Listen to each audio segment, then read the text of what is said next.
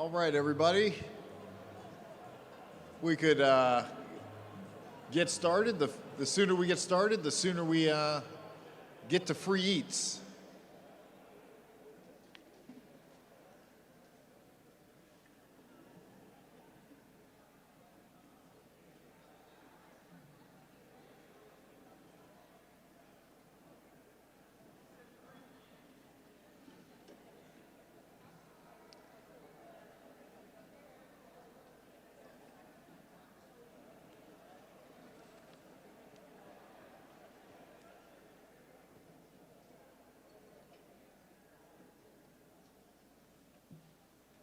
I mean, as soon as Dr. Dunn sits down, then we'll just kidding. Don't you fall down those stairs.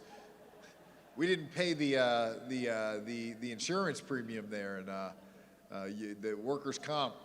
Don't fall. Good morning, everybody. To those of you just joining us, good to see you. To those of you who have been here since Convocation, thanks for sticking around.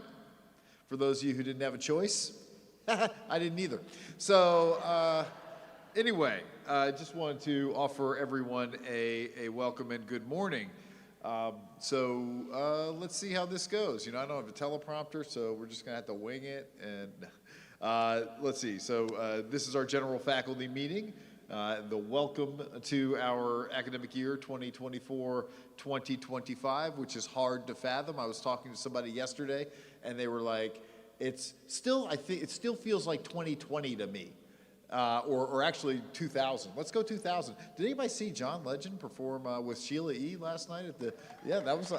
I was pretty impressed. They sang 1999. No, not 1990. Let's Go Crazy, and I learned a new lyric from Let's Go Crazy. I've heard that song 1,000 times, and learned a new Grim Reaper. I didn't know was part of the song. So anyway, all right, now I feel enlightened. Okay, so let's see. Before we begin, let's take care of a couple of housekeeping items. We have about 20 new faculty in the room. Quick round of applause for them. They will be duly introduced by another newbie in very short order. But we also wanted to mention that I think everybody should have received at some point a Faculty Development Opportunities reference sheet. So we want to make sure that everybody has that or knows that that exists, because in one place it identifies lots of different faculty development opportunities through the FCE and other campus entities. I know one of our traditions in here has been a raffle, and I know that's why some of you are here, not to hear anything new about I'm saying, we're doing things a little bit differently this year, though. All right, we have a raffle or an opportunity drawing, or whatever we're legally supposed to call it, with some wonderful prizes, but you didn't receive a raffle ticket because we're doing it a little differently. This year you have a chance to win prizes via trivia questions. We figured you should earn it. And I mean, come on, do you just give your students A's for showing up? Well, yeah, Dean Gomez-Arias is like, yeah, I do. All right, so you know, and in order to make this work, we're going to use technology, because we were like, well, how do we know who gets it right and who gets it right first? And so Jeanette found an app. I'm blaming you if it doesn't work, Jeanette. It's called Buzz In Live. And there you go. So if you have your electronic device, mine's at 14%, so I can't play.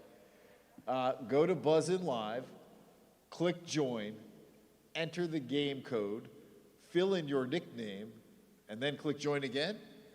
All right, and give you a second to do that, and then we're going to do a test question just to make sure it's working. And then, presuming it works, we're going to be off and running. By the way, if you win, you're technically supposed to shout out something you did over the summer. If you win, that's kind of the other part of the game. You have to just shout out something you did over the summer, like broke my leg or something like that. And by the way, MPPs are not eligible to win, so you can play, you just can't win. Sam, I want to see if you can win, Sam. But I mean, if you can get it right. These are general knowledge trivia questions. All right, but you can play, but you just can't win the prize. All right? So is everybody good to go? We're going to test it right now. All right, Jeanette's going to clear the buzzers. We're going to test the app right now. Are you ready? Here is your sample. We're ready? People keep hitting the buzzer. It's probably Sam. Don't touch the green button yet, Jeanette says. All right. You ready, Jeanette? Here we go. Here is our question. What is CSUSB's mascot? It's a test question. AK? All right, so you don't win the prize, but you buzzed in first. You win the test. Well, there should be a prize for the test. We're going to come up with you tested right, you're going to win a prize. See Jeanette afterward, but first you have to shout out something you did over the summer. Yeah. Whoa! Like, top that, anybody else? I got divorced. All right, okay. Okay, so good, we're ready. All right, so here is the legitimate first question. You ready? I'm looking around, and this person definitely can't win if they're here. What is the name of the newest member of the president's cabinet?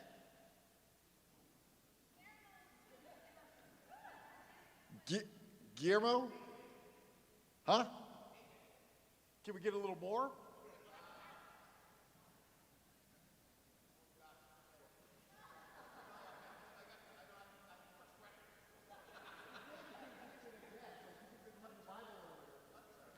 Hunter.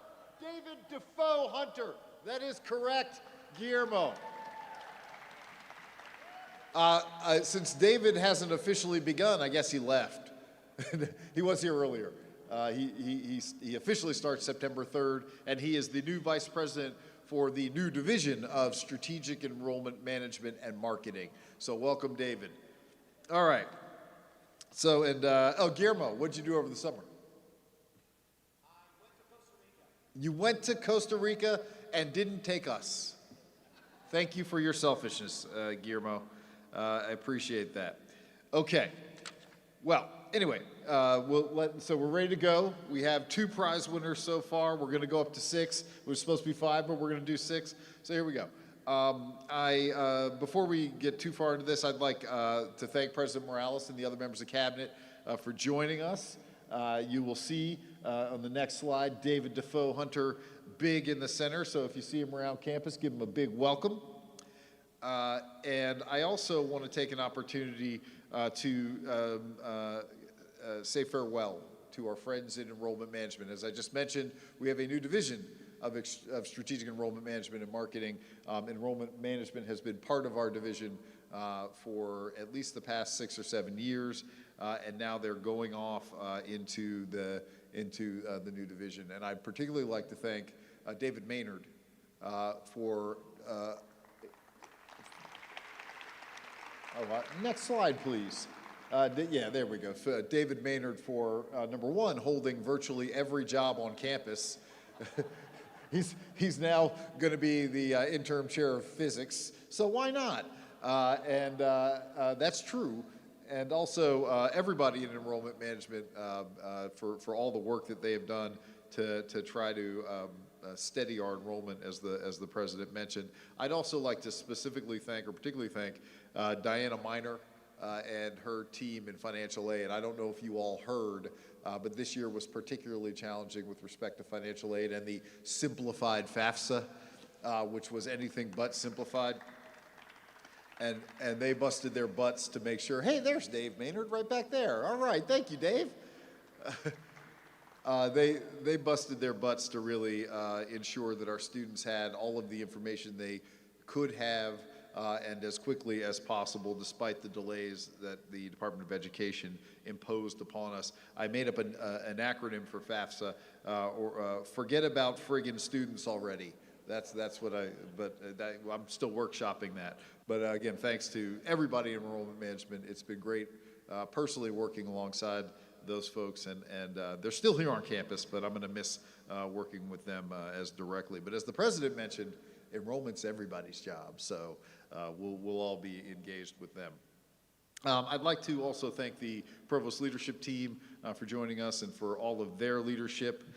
You may recall that one of our priorities last year was to complete a good number of leadership searches. I think when I was doing my annual review for the president, there were 6 positions in the Division of Academic Affairs in terms of leadership positions that had to be filled. So we spent a lot of time last year working on recruitments. And I know that I certainly had the easiest job, which was just interviewing candidates when they came, but the search committees and the chairs of the search committees did a ton of work. So I would really like to take a second to specifically thank search committee chairs Rebecca Lubas, Christina Hasija, Teresi Tolar-Peterson, Cynthia Crawford, Matthew Poole, and everybody else who served on one of these committees to bring us talented individuals in these particular roles. So thank you all.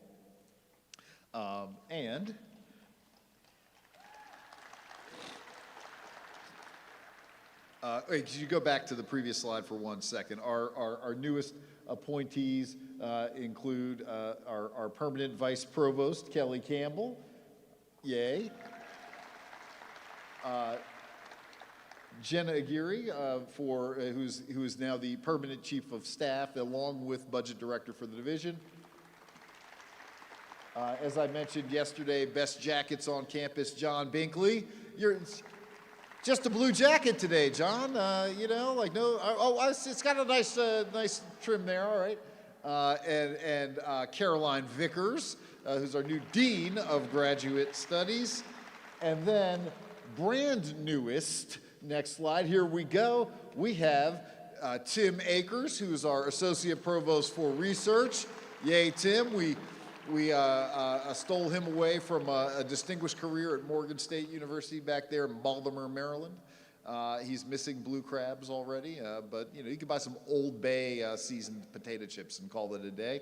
And of course, Ted Young, my brother in German Shepherds, who is our associate provost for faculty affairs and development.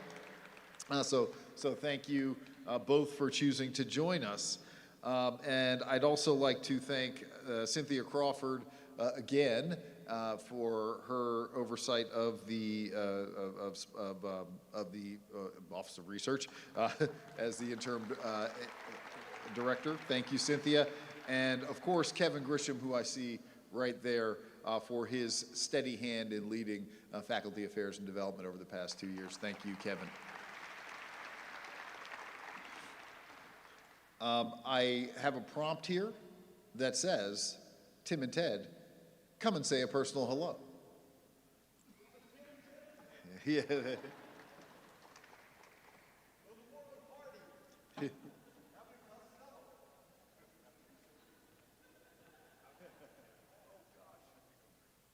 can I keep up with these acts? Hello, my name's Tim Akers. It's a pleasure to be here. My special summer was starting here. Thank you. All right.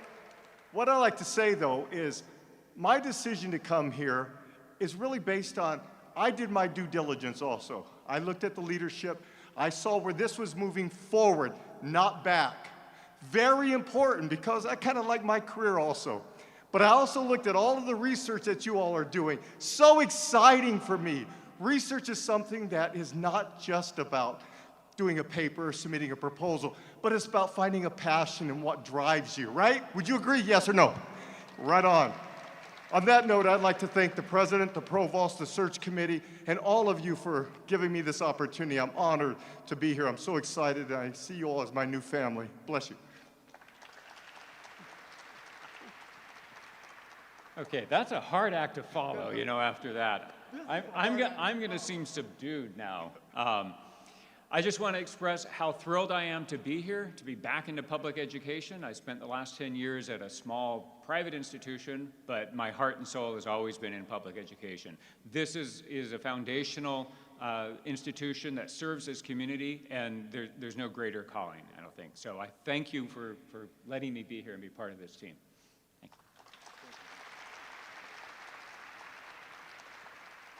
you. All right. I think it's I have a reminder somewhere else in here, but I will also shout out that Tuesday, 3 p.m. in the FCE, right? In the FCE, it's going to be tacos with Tim and Ted. Or Ted and Tim, I think is how it's on the billing. So tacos with Ted and Tim. Feel free to come by, have some tacos, maybe a little something to wash the tacos down, and say hello to them and hear more about what they're all about here. And by the way, we're petitioning Tim for a temporary name change for you because we wanted Bill and Ted, but so yeah, all right. So anyway, oh look, trivia question number 2. Okay, here we go. Y'all ready? Don't buzz in yet, Jeanette says. Tom Long messing it up for everybody. Ready, Jeanette? Yes? Okay, here we go. Who is this year's secretary for the Faculty Senate Executive Committee? AK's racking it in. Oh, wow. That's all right, the second win. Well, maybe, did you get it right? And Lua Lopez, indeed. So that's 2 prizes for you, which means people in your department are expecting you to take them out to eat or something like that. And so are you still married? Did you stay married since you last mentioned? All right, excellent. Speaking of the Senate, I would like to acknowledge and congratulate the 59th Faculty Senate, the membership of the 59th Faculty Senate, led by none other than Jordan Fulham. I saw Jordan earlier. Oh, there's Jordan back there. All right. And so the membership is up there. I was going to make Jordan come down and read all the names, but it's okay. Jordan will we'll cover it later. But you all see your representatives, so please be sure to engage with the Senate this year. I've said this in every forum that I've been in so far for the start of the year, but I'm really excited about working with this year's crop of senators and helping move our university forward through the shared governance process. So thank you, Jordan, in advance for your leadership and everybody else on the executive committee, and thanks everybody else for your willingness to serve on the Senate in general. Moving along, one of our priorities for the year ahead is something that we've been focusing on since GI 2025 came out, and that's equity gaps. This past year, we continued to make progress on reducing equity gaps for our students. Next slide, please. There we go. Oh, wait a second. I got ahead of myself. All right, so wait, faculty awards. Let's look at faculty awards, shall we? This is important. This is internally what we awarded to faculty this year who were doing great things either in research or with our students. As you can see, the Exceptional Service to Student Awards, 12 awards totaling $85,000. Provost Research Award, 50 awards totaling $355,000 to our faculty. The VETI Award, the shorthand, 34 awards to faculty totaling $609,000. Professors Across Borders, 12 awards totaling $25,000. And then our newest award, the Catalytic Investment on Research and Innovation Seed Award, which we awarded with the help of the President's Office as well, $162,500 in ongoing funding to help people kick off significant research projects.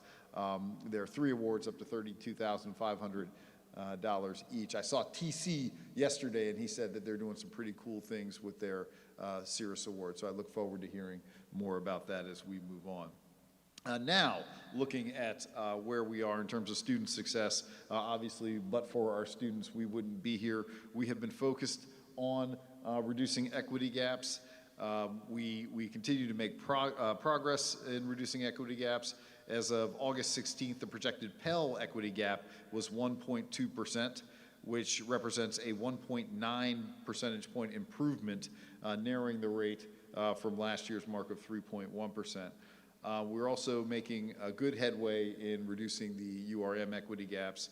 And so I'd like to take a moment to thank everybody, all of our faculty who were involved in focusing on that, but also Leslie and her team in ASUA for all of the attention that they have paid to intrusive advising and other kinds of supplemental instruction and things to make sure our students have all the access to support that they need.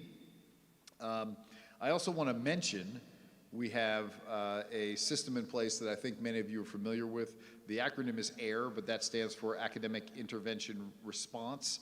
And it's an accessible resource for faculty and staff to alert academic concerns. And it's also one of the key tools we have to kind of triage students who are having difficulties in classes. So if you want to learn more about AIR, I can direct you to Leslie or Kelly, Kelly Campbell. And I think, where can they find just more general information, Kelly? Oh, yay, on the website or in the portal, the button is provided. If you sense that any of your students are having difficulty that requires kind of more professional intervention, please, please, please take advantage of AIR as a resource. As the president mentioned, one of our, and I'll talk a little bit more about enrollment in a minute, but one of our most substantial challenges with respect to enrollment is retention. And so this has proved to be a really great tool in directing students to resources that they need to be successful and therefore more likely to stay here at CSUSB. Other highlights of the past year in terms of progress we've made, the Jack H. Brown College received reaccreditation from AACSB, which is wonderful. Technically, yes, so extended the accreditation from AACSB, which is a huge feat, and I know that's, that puts us in an elite class of colleges of business. So thank you, Dean Gomez-Arias, and your team for all the work that you did to ensure success in that endeavor. And also from the JHBC, the Master of Public Administration program achieved reaccreditation from the Network of Schools of Public Policy Affairs and Administration, or NASPA. So congratulations there too. We also, for the first time in the history of our honors program, had an external program review with external reviewers appointed through the National Collegiate Honors Council. Two reviewers visited our campus in March and strongly commended our honors program. They also identified several places where we can build our honors program out to attract students and also support students that are here. So I want to thank Kelly Campbell and her team for initiating that. And a special thanks to Laura Woodney, who is serving as the interim director of the honors program this fall, while David Marshall is on a well-deserved sabbatical. I saw Sonia Oddie here somewhere, but I think many of you know that we have a Master's of Science in Physician Assistant program that is due to launch fall 25. It is on schedule, which is nice. It's over budget, which is not nice, but it's on schedule. And it'll be located primarily in the Yasuda Center, or exclusively in the Yasuda Center. That'll be their new hub. The Yasuda Center with a new $500,000 roof repair that we found out about. Thanks, John Binkley, for fixing the building. And just to give you a sense of how important this program is to the region, we do have we're the fastest growing region in California. We have legitimate healthcare concerns in California in terms of access to healthcare in Southern California in the region. Currently, for fall 25, we have 820 people who have already completed applications for our physician assistant program, Master of Science in Physician Assistant program, which only has 40 seats. incoming cohort of 40 people. 820 people have completed applications. Over 2,000 applications are still in progress, which is just incredible. So huge demand for this program. I also learned from Sonia just the other day that IEHP, they're running us out. What is Inland Empire Health Plan? Yes, agreed to give us, thank you, 5 scholarships for their $120,000 scholarships each for students in the MSPA program, which is a huge deal. So thank you to everybody in the College of Natural Sciences and in the College of Extended and Global Education, and Sonia Adi for all the work that you have done to kind of build that program and move it through. Let's see. Next slide. Oh, wait. One other thing. I'd be remiss if I didn't thank, not that they're here, but I should thank Senator Richard Roth for all of his work in Sacramento to direct funding to support that program and build out access to health care in the Inland Empire and here at CSUSB, and also Congressman Pete Aguilar for his efforts to really support access.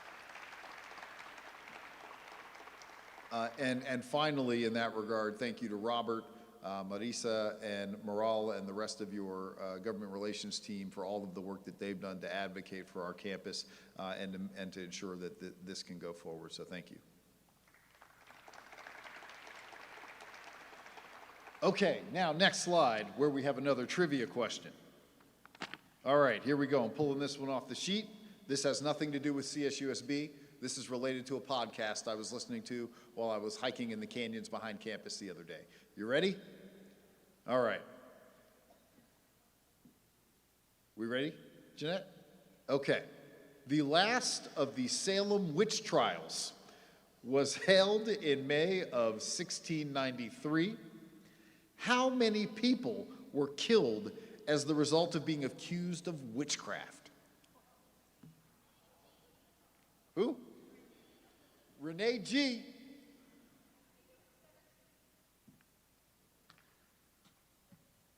That's very close, Renee G. And if no one else comes closer, 16. You win.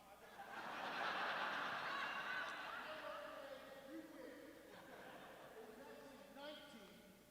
20 if you count the guy who was tortured to death because he refused to stand trial. They put a board on him. He was 81 years old. They put a board on him and just kept putting rocks on the board until it crushed him to death. So 19, 20, but 17 is acceptable. See Jeanette afterward. There we go. The things we learn when we're looking for rattlesnakes. Okay. The next thing I want to talk about is the priorities we have for the coming year and things that we've done. Our strategic plan, as the president mentioned, is ongoing. We are in the second year of our strategic plan. I'd like to shout out Nicole Dabbs, who's the faculty director. There you are, Nicole. I think you're trying to battle Dave Maynard for the most jobs on campus. It's between you, Dave, Tom Long. All of you wear all these different hats, but thank you, Nicole, for your willingness to serve as the Faculty Director of Institutional Effectiveness.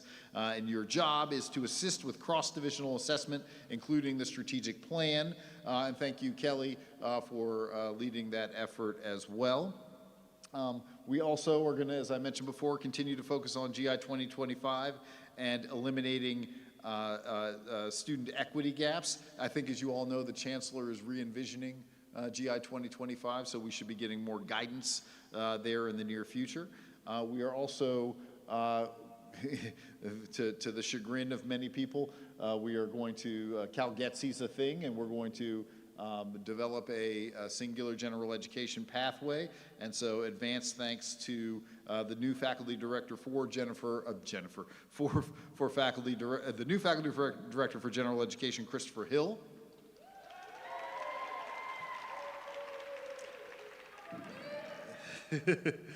Let's see. The other thing that will be a priority this year, and this is where things might get a little dark, is the divisional budget. And I won't elaborate too much right now, but more news to come.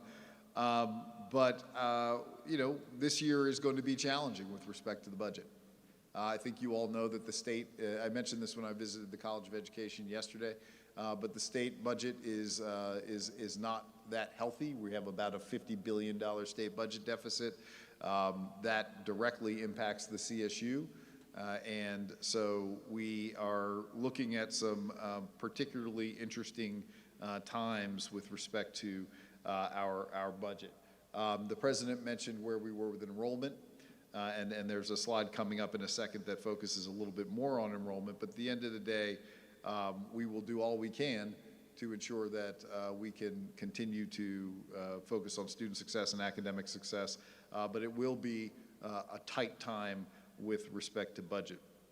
The good news is that with respect to enrollment, this year, for the first time, we are fully opening spring enrollments to freshmen, first-time freshmen, freshman transfers, and of course transfer students.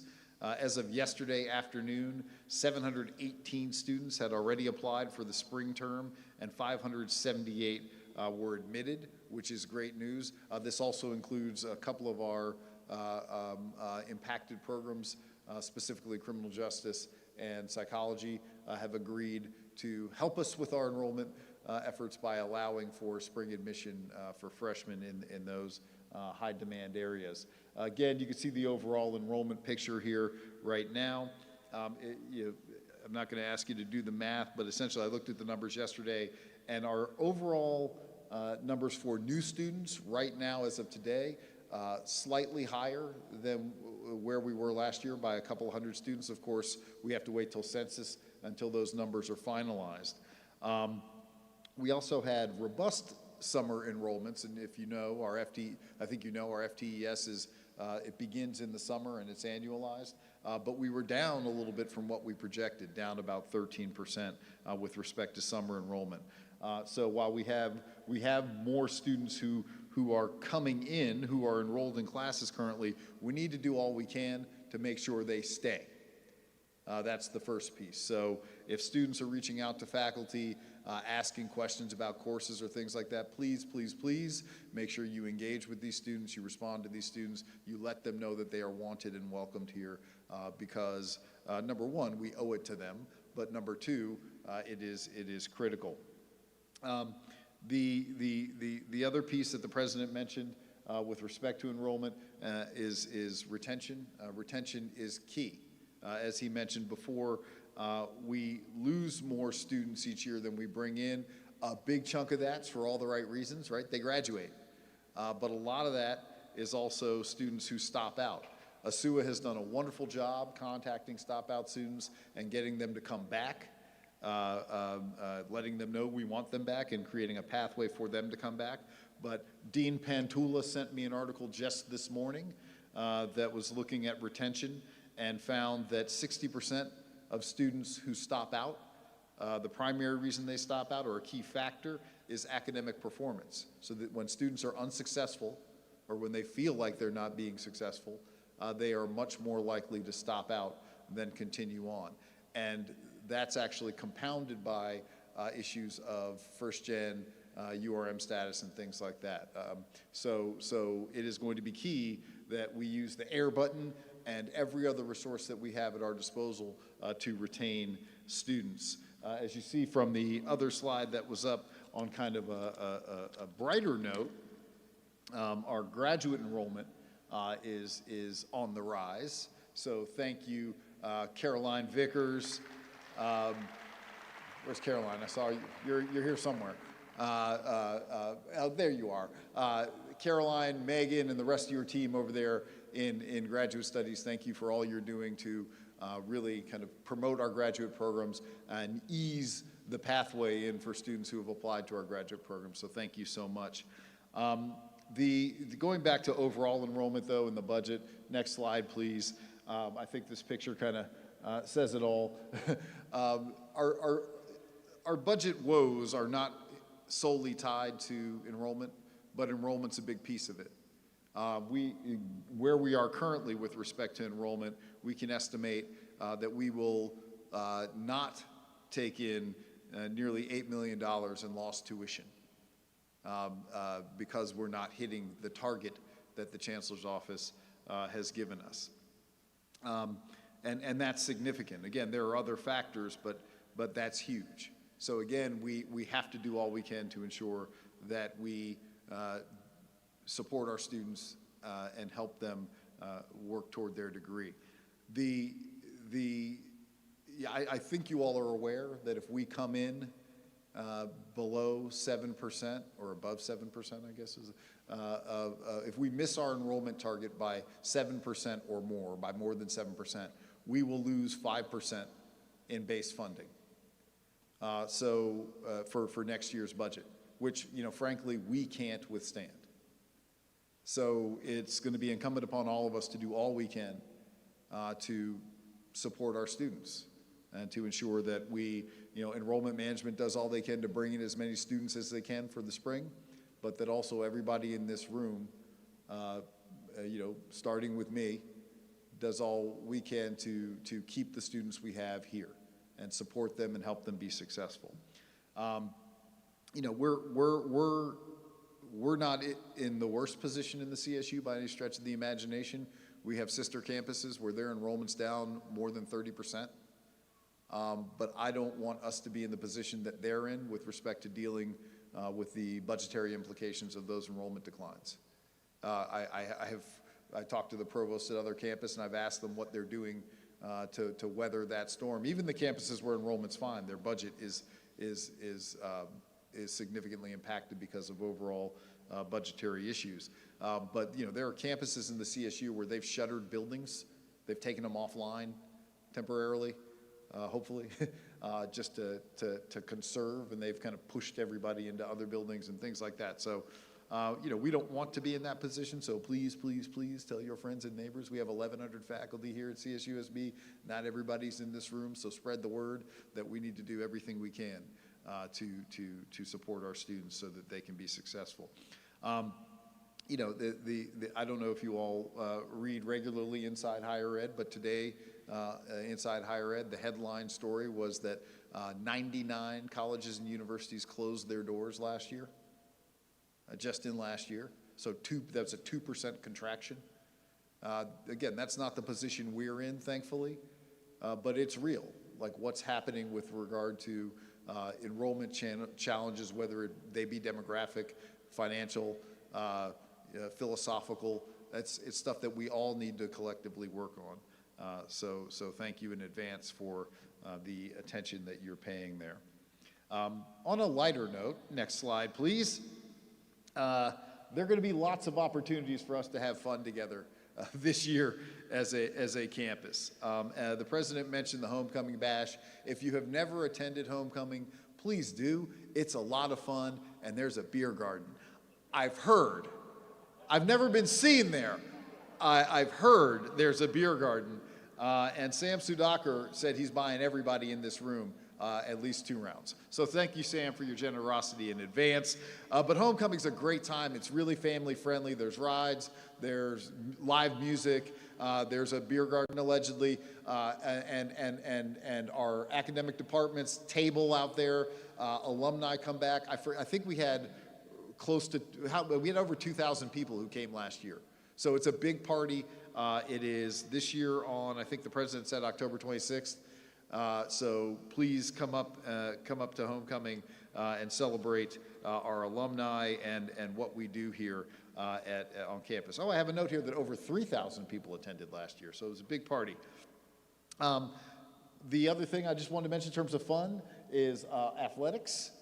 We have some great athletics teams, so please come out and support our student athletes. Our women's volleyball team is dope. Our men's basketball team is dope. I was at the athletics banquet last week, and just the accolades our student athletes have received and the competitiveness is incredible. So please come out and support our student athletes. I think there was a slide up that talked about a couple of opportunities. Yeah, women's volleyball on September 6th, and men's soccer, September 12th. And also, Edna, you're in here still somewhere maybe? Oh yeah, there you are. What's happening in the Coachella Valley with men's and women's soccer?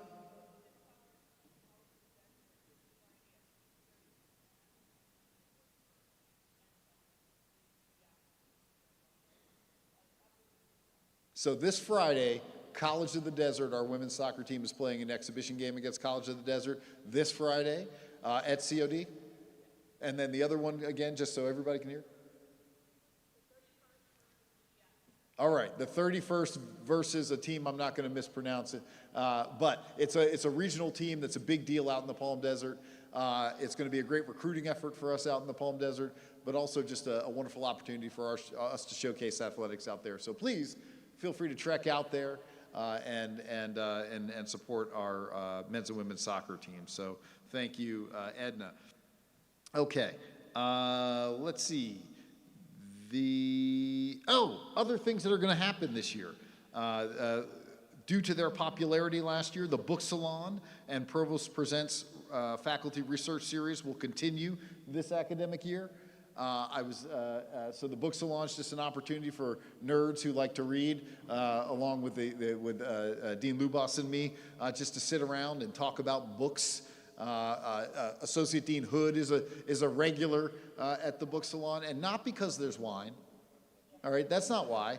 It's because we talk about books, but it's not like a book club where you have an assigned reading. We just talk about all kinds of things having to do with any kind of books and reading and stuff like that. No guilt, a no guilt book salon. So it's a lot of fun and it's casual. It's in the FCE typically, but just be on the lookout. Also, the Provost Presents Faculty Research Series will continue this year. We're also trying to find a way to continue pub trivia so that kinesiology can come and be the most spirited. CG can be the loudest. And that's totally because of Lorena. And the Love Boat crew can be back in effect and everything else. Several other events will again be held at the FCE, ranging from mixers and celebrations to trainings and workshops. And of course, we have our campus signature events such as LEAD, Latino Education and Advocacy Day Summit, which this year is on September 27th. Enrique, is that Friday, September 27th? And it provides an opportunity for folks to gather, discover, and engage. So the campus listserv will have lots of other stuff. I also mentioned, next slide, please, next Tuesday, Tacos with Ted and Tim. So please feel free to show up and meet our new associate provosts there at Tacos with Ted and Tim. The other thing I wanted to mention, and Ryan, if you could make your way down, I don't know that you were told you were going to say something about this, but you are now. CSUSB is the host site for this year's SCUR, Southern California Conference for Undergraduate Research. And so Dr. Keating will share a couple more words about what goes on at SCUR, but don't be scared. Sorry, couldn't resist. Hi, everybody. First off, thank you all for your willingness to mentor our students in research, scholarly, and creative activities. Your support of their work really goes a long way to providing them opportunities, not only to be successful here, but to be successful in their next steps. So we're real excited to host SCUR again. We hosted it 3 years ago virtually, and then they asked us to do it again in person. This is the 31st year of the Southern California Conference for Undergraduate Research, and it will bring upwards of 1,000 students from institutions across Southern California here to our campus to participate in oral and poster sessions and also participate in a number of professional development workshops, as well as a very vibrant graduate fair that Carolyn and her team have agreed to host simultaneously. So what we're asking from you is to volunteer, to come and help us with the logistical components of the conference if you're willing. If you do, you get a cool polo shirt, it's orange, and a free lunch at the dining hall, so that's exciting. But I would also ask you to encourage your students to present their work. right? And it doesn't have to be completed research.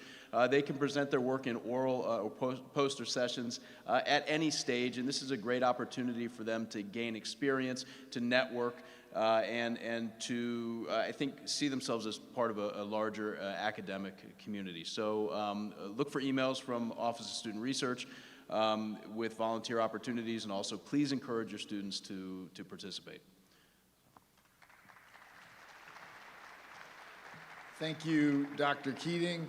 I was watching an interview the other day, and I was like, who does this guy remind me of? And I was like, he reminds me of Ryan Keating. You know who the guy was? Don't get gassed up about this. I don't want you to get big-headed. It was Matt Damon. There's like his demeanor and everything else, but don't get too big-headed about it, all right? Anyway, so thank you, Dr. Keating. It is now time for another giveaway with a trivia question. So here we go. Are we ready? Clearing the buzzers. We're ready? All right. Trivia question number, I think this is 4. In an ironic twist of fate, Jimmy Heselden, the 62-year-old owner of this company, died near his home in West Yorkshire, England, while using his company's flagship product, a personal transporter. So this company. Who is who? It is the Segway. He apparently was trying to avoid somebody walking a dog and fell off a 30-foot embankment to his death. Not that I should be smiling when I say that, but it was very strange. So there we go. Nicely done, Dr. McAllister. Do you have a Segway? Okay. All right, all right. So moving on to the highlight of today's program, it is my pleasure to bring back up Dr. Ted Young to introduce our new faculty.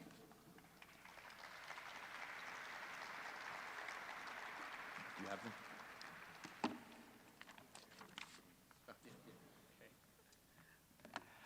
Hi, everybody. I'm glad to be back here. In my 3.5 weeks on this campus, apparently they already figured out I tend to talk too much. So I have a very strict script, and I'm supposed to stick to this and just read some names. So without further ado, it is my distinct honor to introduce this year's new faculty and librarian.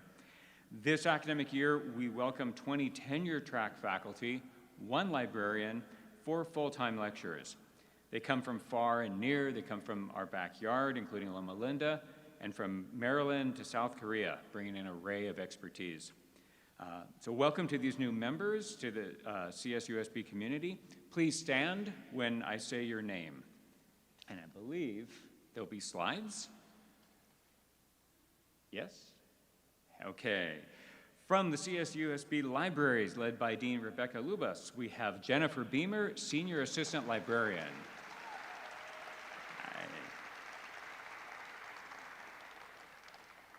From the College of Arts and Letters, led by Dean Raylin Chung, do we have, there's a slide. Raphael Duffy, Assistant Professor of Art and Design. Injuan Young Ramirez, Assistant Professor of Art and Design. Alicia Scobello, Assistant Professor of English. Maxine Van Doren, Assistant Professor of English.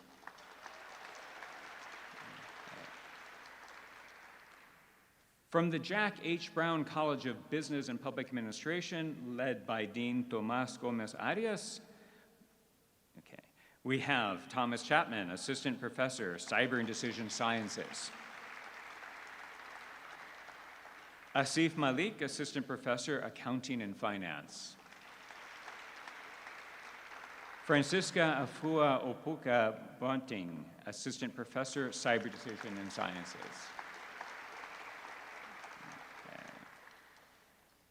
From the Watson College of Education, led by Dean Shinaka Damwachukwa. We have Michelle Gallo, Assistant Professor of Teacher Education and Foundations. Carlos Galan Lopez, Assistant Professor, Special Education, Rehabilitation, and Counseling. Kathleen Garrity Jenkins, Assistant Professor, Special Education, Rehabilitation, and Counseling.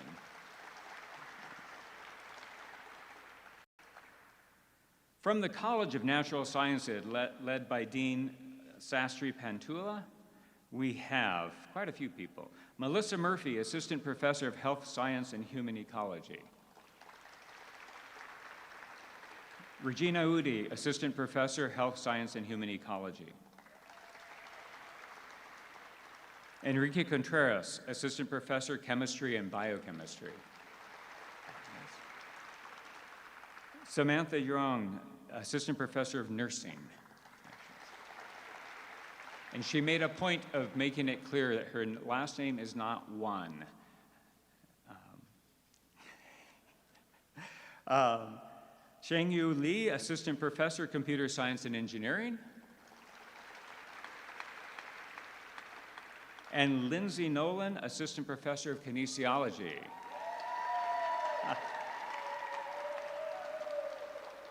That's the quiet, subdued group we have up there. From the Physician Assistant Program, led by founding Program Director Sonia Ati, we have Rosalind Bios, Professor, Student Success Focus. Jeffrey Cronin, Assistant Professor and the Director of Clinical Education. Okay. As a side note, Jeffrey is an MPP, but we have included him here because he also teaches. From the College of Social and Behavior Sciences, led by Dean Christina Hasija, we have Yunggong Kang, Assistant Professor of Child Development.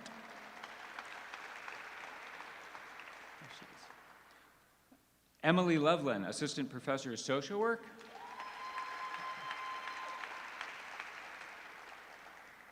And Stephen Ramos, Assistant Professor of Psychology.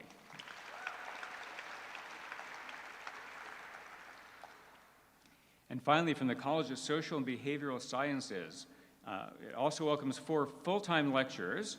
So we have Rihanna Ramkisun, Child Development. Dustin Hawkins, Social Work. Frank McAlpin, Social Work. And Faye Johnson, Social Work. So let's give all of them one more round of applause and a great big welcome to our new community.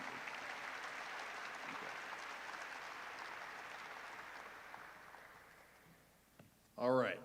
Well, I know we have a lot of stuff to do, but again, welcome to all of our new faculty. It is a pleasure to have you on board, and again, thank you for choosing CSUSB as you begin or continue your professional journeys. We are almost finished, but I need to invite Tiffany Jones down, and while Tiffany makes her way down, we do have the final trivia question, and I will tell you, someone, I'm not going to say who, sent me a text and said, why are all your trivia questions about people dying? The last one's not someone, Kelly. All right, the last one has nothing to do with death. All right, here we go. Are we ready? Okay. Formed in Rodeo, California in 1987, this verdant band, this band's original names were Blood Rage, and then a few months later, Sweet Children. But right before dropping its first EP titled 1000 Hours, the band dropped Sweet Children in favor of a Bay Area slang term for, quote, spending a day doing nothing but smoking marijuana.